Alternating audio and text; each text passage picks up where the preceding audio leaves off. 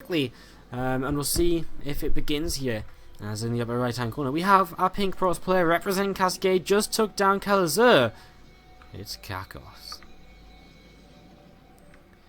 And his opponent down to the bottom left hand side of the map from Root Gaming, ladies and gentlemen, Hydra. Alright, so how is everyone doing on this beautiful Thursday evening? It's been a pretty lovely day here in the UK. It's been sun shining all day long. So how's everyone else doing? It's almost the weekend, of course. And yeah, what's going on this weekend? Is there anything exciting going on this weekend in the StarCraft world? I don't really think there's anything super crazy, right? There must be Pro League finals at some point in the next couple of days. Unless it's on Monday or something. So we've got Pro League round finals coming up, which is going to be pretty sick. Really looking forward to that. Other than that, though, I don't think anything's coming up this weekend. Next weekend is Kesper Cup, I think, and it's also Gfinity as well once again, so that's going to be a lot of fun. The playlist for Gfinity is starting to look pretty cool again. They announced that they'd invited J-Dong and MC last night, so that's pretty insane. Once again, I see J-Dong coming to London at least. Hopefully he'll perform a little bit better than he did last time.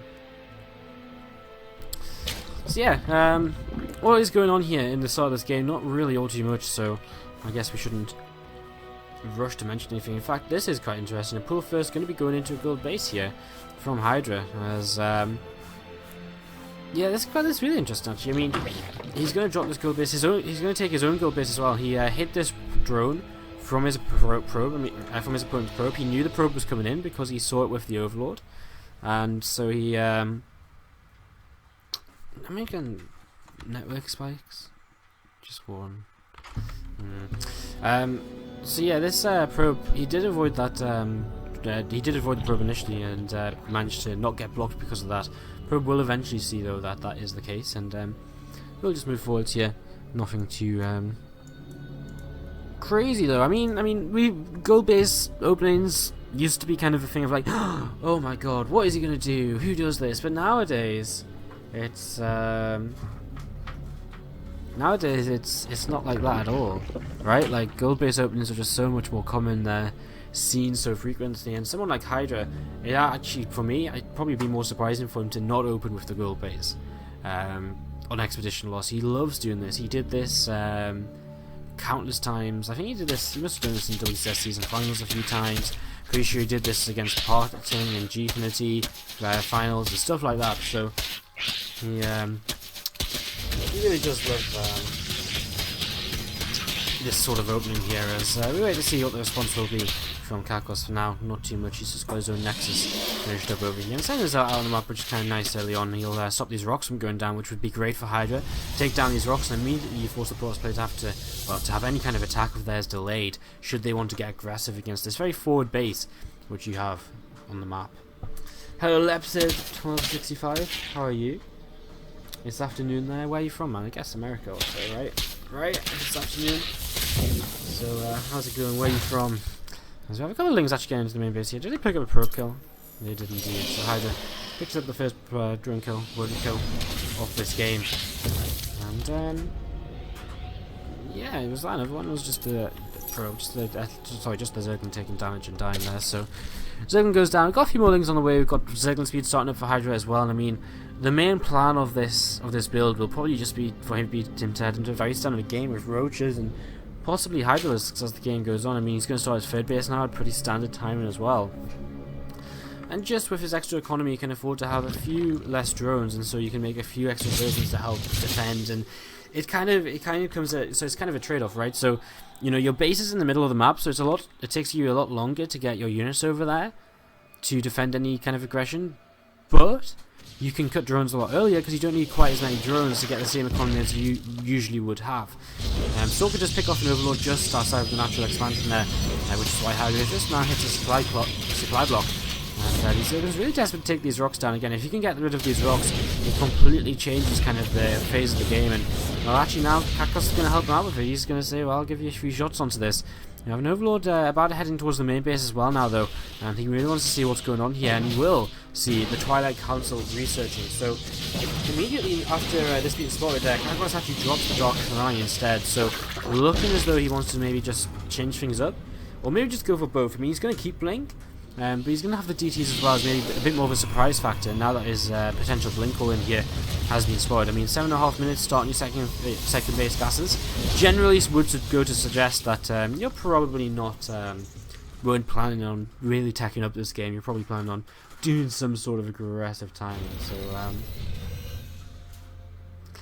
So yeah, these links just coming along the left-hand side, the middle of the map now, and they will take this gold base. These rocks still knocked down, which is interesting because to me that says from KaKoS, hey, I don't really want to attack you, or at least not at the gold base. Maybe he wants to come over the left-hand side, and you guys pile on over here and just try and maybe move through these back rocks. Or maybe he is just going to go for a third base and see what he can get done with it. But I mean, I still don't really think so. 2 extra gates being added on. Okay, well, there we go. If the Nexus comes down. But I mean, he has no forge behind this. He has no... You know, what does he have behind this at all? Absolutely nothing, really. No forge. I mean, Link Stalkers are pretty good. But generally, they work out really well when you have the upgrades to go with them. And you can just kind of, you know, you basically just critically master... You get to that critical mass of Stalkers at the point where the Road Shadow just can't engage them with the Blink that they have to keep them alive. But again, that generally doesn't really seem to happen if you don't have the upgrades. So, a little bit of a weird build here by KaKoS, who does now start a forge at the 9-minute mark. He's actually... Has he been forced to cancel this? Yes, he has. He has to cancel his third base. Whether that was it can't have been intentional. If he's adding on a forge, there's no way he just said, oh, I'll just add on a third base because why not? However, Hydra has seen these Dark Templar coming in, and he deals with the first two very, very swiftly. One at the third base going to get cleaned up as well. So, great vision by Hydra. He sees the blurs moving across the map, and 3 DTs get cleaned out. They achieve absolutely nothing, and what a waste of an investment that was. To invest in the Dark Shrine, 3 Dark Templar, he picks up about 2 worker kills. Okay, he's killed 8 workers in total. So 8 worker kills, is that enough? No, not really. I mean, Hydra replenishes those in about 30 seconds, and then all of a sudden, he's on the same economy as he was before. He's still got all of his army alive. Those DTs need to do something a little bit more for KaKoS here in this game, who is still stuck back on 2 bases despite +1 sign, despite adding a robo facility as well. He just cannot find a way to take the third base. Probe gets taken down to the top left also, and Hydra. So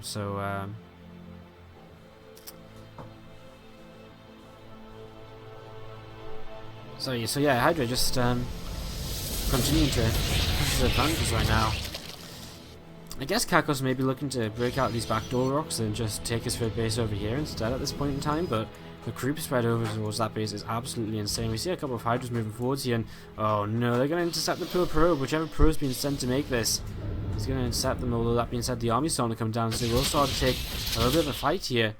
Hydra, his creep so far forward though, and without the Nexus coming down now, we're actually going to see the creep blocking it there. So, I mean, KaKoS is literally stuck on 2 bases. There is apparently no way for him to take a third. I mean, he could come out here and move over and take this base, which probably would be the easiest build for him. But he seems very reluctant to actually still go for that. He's invested in so many cannons. He is very kind of determined to just stay alive, right? But, I mean, for what cause if he has no extra economy coming up, if he has no extra... I mean, he's dropped the robo bay, he's going to go into Colossi, but he can't really sustain Colossus production on 2 bases alone. You know, at this point in the game, well, okay, you can sustain Colossus production, but you can't sustain it with decent gateway production, which we kind of need at this sort of point. DTs get walked into, defending against those Hydralisks, 2 go down, and they are forced to turn away now. Prism will pick up the Dark Templar and see if they can achieve anything across the map. Stalkers here for KaKoS, just moving backwards and forwards, interested in what exactly might be going on there, but the Hydras made their way all the way towards the main base, and KaKoS isn't responding to this at all. Finally pulling his army back, it's going to be way too late. This Nexus is going to go down, and I mean, a bunch of probes are going to die here as well, and KaKoS still isn't moving up this ramp to come and engage this. This is over for him. He's losing everything. A load of pylons going down, he's going to find himself in a huge supply block. Warp Prism flies past this 4th base, and we'll see where he does drop those DTs and what they will achieve, but I don't think there's any real coming back from. You lose your entire main base, he's about to lose the road facility, so now no Colossi tech at all, which was potentially the one thing he would get going his way. GT is starting to get some work going towards the natural, but only a little bit because you'll notice you're already here in that Dark Templar on the 4th.